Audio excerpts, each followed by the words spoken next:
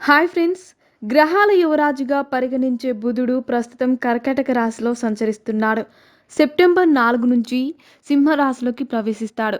బుధుడిని తెలివితేటలు, సంభాషణ, తర్కం, తెలివి, స్నేహితుడు మొదలైనవిగా భావిస్తారు. తిరోగమన సంచారం నుంచి బుధుడు సింహరాశిలోకి ప్రత్యక్ష మార్గంలో సంచరిస్తాడు. దీని ప్రభావం కొన్ని రాశుల మీద విపరీతంగా ఉంటుంది. సింహరాశికి అధిపతి సూర్యుడు. భాద్రపద శుక్లపక్ష ప్రతిపాద తిథి సెప్టెంబర్ 4, 2024 బుధవారం 10:30 తర్వాత సింహరాశిలోకి ప్రవేశిస్తుంది. దీని ప్రభావం వృషభం, మిథునం, సింహం, తుల, ధనుస్సు, కుంభం రాశులు చాలా ప్రయోజనకరంగా ఉంటుంది. సెప్టెంబర్ నెల 4 నుంచి వీరికి శుభ గడియలు రాబోతున్నాయి. ఈ సంచారం మీ ప్రేమ జీవితం, వృత్తి, వ్యాపారం, ఆర్థిక జీవితానికి మంచిది.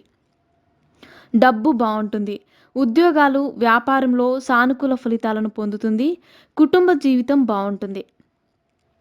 ఈ కాలంలో మీరు సానుకూల ఫలితాలను పొందుతారు. దీంతో మనసు సంతోషంగా ఉంటుంది.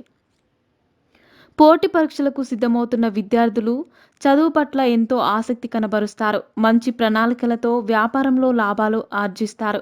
ధనలాభం పొందే అవకాశాలు పుష్కలంగా ఉన్నాయి. మీరు వేసే ప్రతి వ్యూహం విజయానికి మెట్లుగా మారుతుంది.